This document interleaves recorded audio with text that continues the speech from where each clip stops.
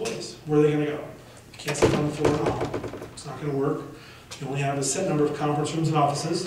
When you're talking about a hospital, even a fire station may be equipped for people in cots somewhere, but for long term, you really got to think out of the box.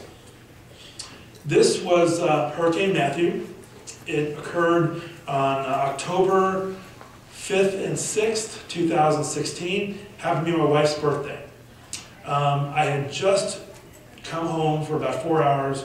We had a cupcake for her, and I told the girls and my wife, and I said, look, 145-mile-an-hour sustained winds coming. The eye of the hurricane is supposed to pass over this house. So whatever you have, all your precious belongings, put them in your cars, put them in the trunks, and put the cars in the parking garage of the hospital, because this house is not going to be here when we get back. And they started crying, I was crying, it was pretty bad. But that's the reality when you are a provider of emergency services and you have to go to work, you have to leave your home behind. So prepare your families with the truth, because they won't be surprised when they come home and nothing's there. They'll be very happy when they come home and the house is still there. And that's what happened both times. Hurricanes moved this way or that way, and we weren't that badly hit. But you've got to take care of your families. And that's a graphic my daughter did for Matthew when she came, and it was still there for Irma when she came in 2017. So they lived in my office, and I was up on the 12th floor. So, you know, the reality sets in when you are personally affected. And you know, you've heard the stories of the mudslides and the fires in California and the Hurricane Maria in Puerto Rico. And it doesn't just affect rank and file human. It hits everybody, including the people who are trying to save lives and protect the population. It's you know, it's an all-purpose offender, I guess you could call it. So, you know, as emergency managers, the storm's getting closer, we've pulled the trigger on our plans, and we're up all night, we're planning. We're going through our plans, making sure we have not forgotten anything. We're talking about our agreements, have all of our emergency supply orders come in. Are the agreements we have real? When you do your fuel calculations, and of course, for hospitals, we have the Joint Commission, and we have the 96-hour rule, right? So I need to be able to sustain my hospital for 96 hours, cut off from the world for everything. Whether it's eggs and milk, blood, IV solutions, medications, linens, they put you through the ringer. And you've got to be ready for that. So make sure that when you do your fuel calculations, they're right. Because we're not going to kick the generator on and power the building until it runs out of fuel. So you need to make sure those calculations are right, and you do that with math. 96-hour rule is very important for hospitals. It should be important for all of you to think about, if we're cut off, how long can we sustain our operations without help from the outside? So look at your historical record, see what's happened in the past, and plan for 10 or 20% greater than that. Because your populations are growing, although people from Michigan moving to Florida, so ours are growing, maybe yours are waning, but you need to plan for that.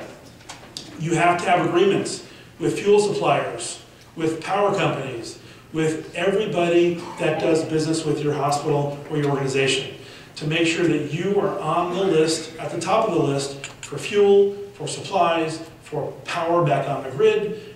In fact, we never lose power. Well, we lost power. There's a power company trying to get one of our feeds back in during Hurricane Matthew. Height of the storm, good thing we had the generators running because we lost shore power. They came right away and tried to turn it back on for us. So have those agreements in writing from the people that matter at those organizations. Are your supplies, are your disaster supplies in order? Do you have a firm grip on what is in your storage? Is it in date? Do you drill with it and exercise it? Do your people that have just been there for a month know how to use that stuff? It's important. Are your timelines in concert with the timelines that emergency management sets in your area? Because for hospitals, we want to make sure that we have an approved plan so that when Joint Commission comes and inspects us every 3 years, we can say, yes, we get this every year, they go over our CEMP, and we're good to go. And that's the responsibility of everybody in a position of authority and responsibility in this room, to make sure your plans can meet muster of a real-world event. Because you want to make sure that you save lives, protect lives, and keep business as transparent as possible so that people don't even know something happened. They can go to that ATM and get that $20 out, regardless of what's happening in the world around them. And that's what we have to be able to do. Provide our service regardless of what's happening around us. And even your big box stores. I mean, you know what? You're going to run out of water? What's Publix got in their lobby for you? Or Home Depot, or Lowe's. Take those surveys, talk to those managers and those corporations and those regional managers. See what they can give you if things really get bad. Your plans are well underway, the storm is getting closer, you're in that cone of, now it's a cone of certainty. We have a major hurricane, it's going to come up the coast, and I'll never forget it. David Sharp, our severe storms forecaster, said, folks, this is going to be a food processor coming up the east coast of Florida. And you're going to have Category 4 winds at least 70 miles inland. He says it's going to be bad. And he said, by the way, when we get knocked off the air in Melbourne, we're going to be moving our weather to Huntsville, Alabama. You'll be getting your weather in Huntsville because we're preparing to lose our National Weather Service office here. Hurricane Center's already got plans to move out of the state as well because they're going to be off the air. Because their buildings are only good to Category 4 winds. Go figure, right? Who would have thought? Follow the plan you have trained and exercised on. Don't improvise. Don't improvise. If you improvise, this is going to happen to you. Why is there a goat up in the clouds with us? There's not a goat up in the clouds with you. You're about to impact into that mountain because you weren't following the plan. Farside commercial lab. It's important to stay with your plan. You've exercised and trained, it's been approved, use your plan. So October 6th, 8 o'clock, team check-in. So Cruise Ship Memorial is in business. So we're checking in families, kids, their luggage, their pets. One thing we did learn between Matthew and Irma was during Matthew, again, 2,500 people in our hospital, who is who? We had no idea. So we decided for Irma, everybody gets an armband. A&B teams get armband, all our employees get armband. The family of A&B teams get the color of their employee family member, their team band, and they get a yellow band, that they're a family member. Visitors and patient family and visitors got green bands. Command center staff got orange, and we had pink in reserve. So use armbands. We have armbands, wristbands at hospitals. They're cheap too. Armband everybody. Have 100% accountability of everybody in your facility during a disaster. You don't want anybody roaming around that you don't know who they are. At a glance, I'll be able to say who they are. And you don't belong here, where you do belong here. So that's one simple lesson learned between Matthew and Irma. This was the photo I took prior to Matthew hitting the hospital looking for the 12th floor. That was the reality. The little blue dot is me at the hospital as Matthew came up the coast, and it was still predicted to come inshore. I remember that bright orange swirl in the middle with the reddish. That is the hurricane eye wall. That is where the 155 mile an hour sustained winds were. It jogged out to sea 30 miles and saved us. So we had a miracle happen, and we weren't as destroyed as they said we were. So the reality is, all of my photos are untouched. This is a real photo of Hurricane Matthew as he made his right turn and just skirted the west end of Hispaniola. And that is an untouched photo. That is the real thing taken from a NASA satellite. So, planning. We do some strange things in Florida, right? So, funny story. Christmas Day 2006, Volusia County, my home, was hit by 2 F2 and F3 tornadoes, followed by the Groundhog Day tornadoes that killed 22 the following February. So Christmas Day, we had 2 tornadoes at 1 o'clock in the afternoon, so we all went to work. So we're working away, we're saving lives, we're digging people out of rubble, and restaurants even opened up for us on Christmas Day. They were feeding us. We were all fat and happy. Come 9 o'clock, no water, no power, gotta go to the bathroom. No place to go to the bathroom. So, again, I knew a guy, had him on my cell phone, called him up and I said, Troy, I need 40 porta potties. It's Christmas Day. I said, I know, we got tornadoes. All right, what do you need? So within 2 hours, I had 40 porta potties. Because I knew the guy in my cell phone, had a relationship with him. He delivered porta potties to 3 AOCs, to 3 areas, forward command posts, and delivered porta potties to us. So if you don't have an agreement with a porta potty company, and you're responsible for a lot of people, you need to get an agreement.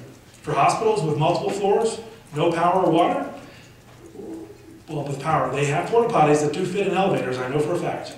And you can put them up on your floors and bring them down to clean them. They have portable shower trailers, portable toilets trailers. If you don't think you're going to need them, you're going to need them. So have an agreement with a company that supplies these things in your back pocket. It's just a piece of paper, but you have a relationship for something else that's very important, right? Someone's going to flush a toilet. And then, you know, we do some strange things. Tie the house down. And when it's all over, we're moving out of Florida, because you guys don't have hurricanes, we have yard sales.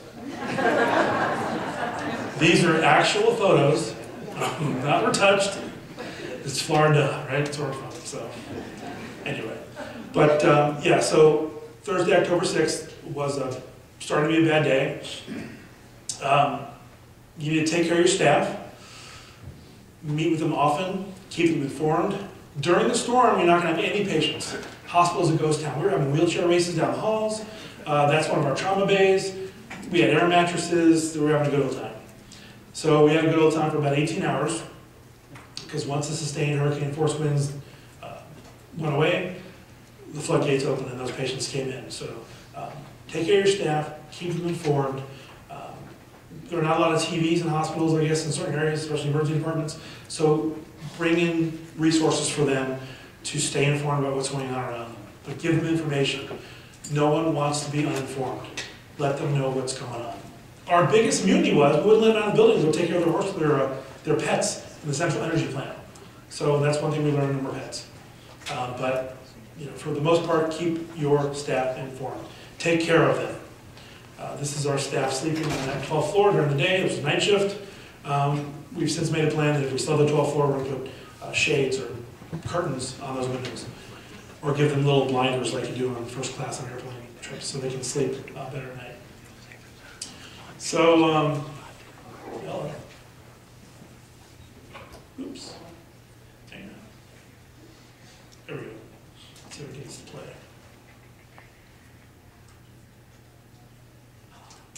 Yeah, there we go. That was our windsock for our helipad. That was Hurricane Matthew. 10 minutes later, that whole windsock was gone, pole and all. Never found it. Blew away. So, one of our victims.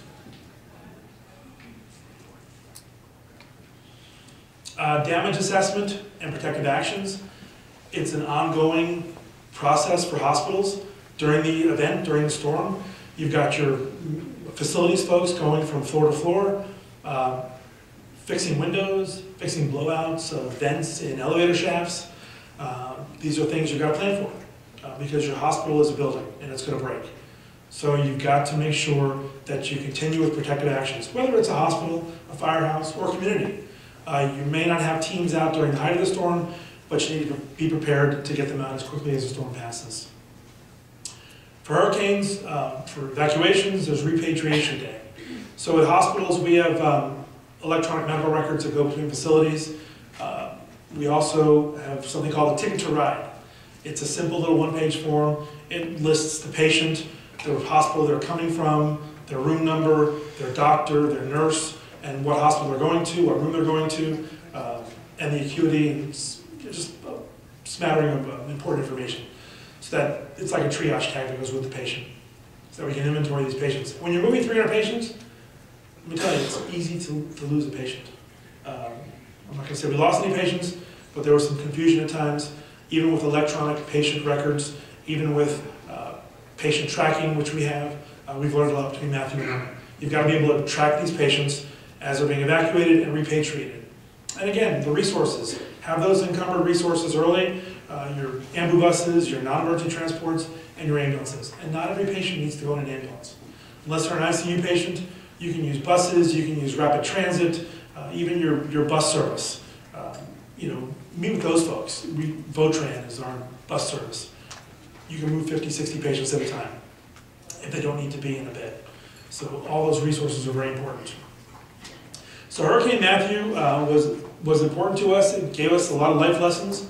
For 12 years, we hadn't had a hurricane until Matthew. Then this year was Hurricane Harvey, right? They keep coming. Mother Nature is good to us. Hurricane Harvey just pretty much disrupted most of central Texas and coastal Texas. There were a lot of deaths, a lot of flooding. Again, Hurricane Irma, and that's Irma there over something, there should be a state behind there somewhere. That was Irma, bigger than the state of Florida. The diameter of Irma was over 400 miles, and that's the diameter of the state of Florida. So Irma was supposed to come up the center of the state, ended up going up the west coast, then at 9 o'clock at night, it jogged to the right, came right into central Florida, then it made a hook, jogged to the left, and went up the Panhandle. So it was, both those storms, Matthew and Irma, did something different than was predicted, but we were ready for them. We had planned, we had prepared for the worst, we didn't get the worst, so we fared pretty well. We had a lot of damage, all of our patients were moved successfully without a single injury or a single bad event because we'd done planning. And for Irma, we had the experience of Matthew. So I also had the opportunity back in 2009 when I was the director of the ambulance service, when that large hospital I showed you, Memorial, opened, my team moved all their patients from the old hospital to the new hospital. So that was some of the historical knowledge that I brought to the team when we evacuated those hospitals. So, you know, look around your area, talk to some of the experts, talk to some of the people that are going to retire, and say, hey, what have you done in your career here at the hospital, or in emergency management, or in the fire service? That's why they're interviewing all these World War II vets before they die off, because they have stories to tell. They have historical knowledge they need to pass down so that we don't forget these lessons learned, because they're very important. Why reinvent the wheel? Learn from someone else's lessons, learn from someone else's mistakes, but also learn from someone else's successes. That's Hurricane Maria. I'm sorry, that's Irma. Irma came up the north coast of Cuba and then made the right hook after they thought it was, and came up the west coast of Florida. We all know about Hurricane Maria. Devastated Puerto Rico and the islands. They're still recovering months later. It's never too early or too late to plan, because Mother Nature continues to throw things at us. You've got to think out of the box. We have all these major incidents behind us now.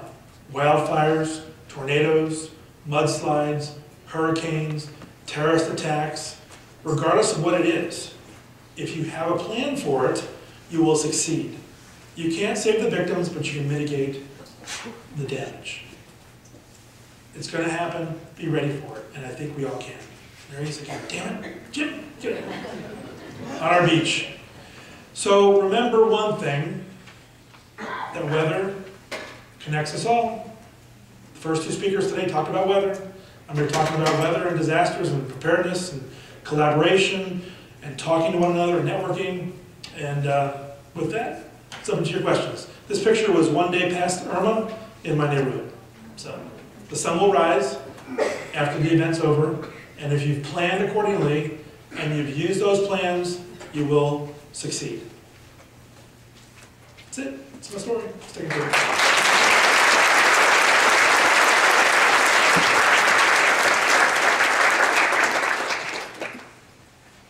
Any questions? Yes, ma'am. You know, in California, new construction with the earthquakes, there's certain regulations. So now in Florida, with all this going on, with the hospitals, are there statewide regulations about being a distance and putting the... No. No. No. So they have... Yeah, oh, the question was, based on experience, disaster-related experiences, like tornadoes, like mudslides, like hurricanes, are there regulations in place that preclude a hospital from being built near the coast? No, however, there are no regulations. But prudence would have it built to be sustainable through historical hurricanes. And now the winds are 140, 55 miles an hour, so they're going to build them stronger. The nice thing about Florida Hospital New Smyrna, Florida Hospital Oceanside's closed, Florida Hospital Flagler, is that we got HMGP money from FEMA, and we're making those facilities stronger with better windows, better roofs, and more power. So you can fix those mistakes of the past. Oceanside, I think it's going to be bulldozed and rebuilt. So, happy. Sir. What about the either hospital associated or non-hospital associated urgent cares and the docket boxes? They're all over Florida. They are, correct. So we work with them. Florida Hospital has a large contingent of what we call central cares. So EMS is precluded from delivering to those even after disasters unless the medical director writes a rule. The state said they can do that, so we've done that three times. We did that in Charlie, we did that in Matthew, and we did it in Irma, so we can utilize them for EMS resources. However, they are private organizations, so they are not funded by the government. They have no reason to stay open, so they will close up early and they will open late. And they have no backup power for the most part. So our central cares do, because we're a large organization, but the dock in the boxes that come into a storefront, they don't have any backup generation capability. So unless they're on staff somewhere else, generally they close up and we don't see them until the storm's over. They are a good resource, but it would take a lot of funding to get them resilient enough to stay open during a storm or stay open very late or open early after a storm passes. Yes, ma'am. For phone communication. Yes. What would you use? Well, we don't depend on the phones. We have satellite phones. Of course, we have those, and video conferencing through fiber cable. We also have a very, very robust 800 megahertz trunk system. So all of our hospitals are linked via 800 megahertz radio. And I will tell you, I will use the word never, our 800 megahertz system has never gone down, even during the hurricanes of 2004. So it's redundant, there's an A to B system. So our 800 megahertz radios are a lifesaver. And every public safety organization in our county is on the same radio system. There was some queuing, which means more people were talking than the system could take, but it never went down and we used radios to talk. And again, with your cell phones, voice communications is one circuit, texting is another circuit. So if you can't talk, you can probably text, especially if the internet's still. It's the old adage, your power's out, but your phone on the wall still works. Different systems. Sir? I work at home health. Yes. So did you have, because a lot of our patients now are coming home to the hospital a lot sooner, so we have to get patients. Did you guys have to deal with patients that were in home health agencies having to come back to the hospital as well? Yeah, so home health. I guess to rephrase your question, I'll tell you what our experience with home health was. So home health, depending on who they worked for, we have a big, robust home health facet to Florida Hospital. So our folks were available. Safety provided, they could drive through the roads.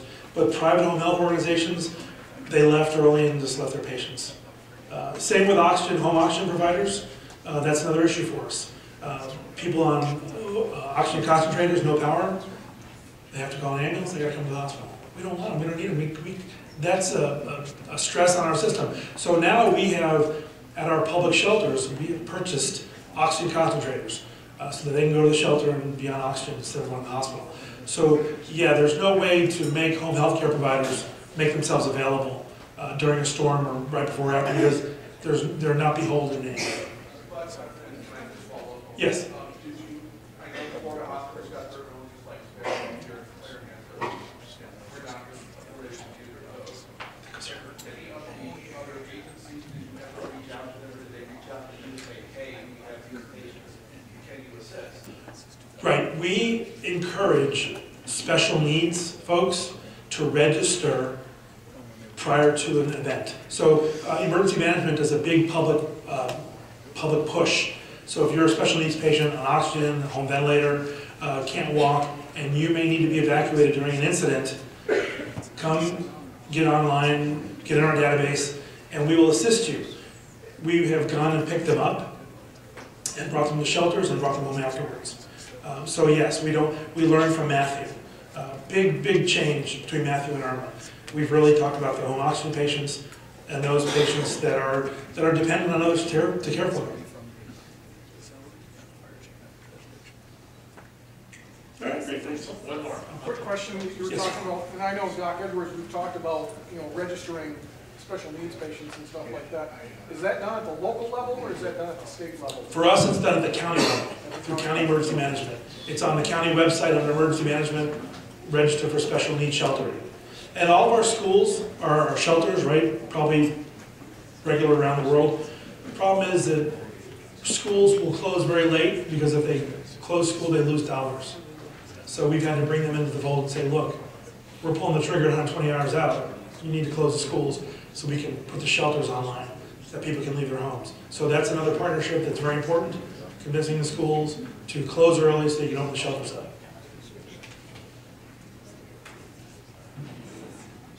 All right, thanks. You're welcome.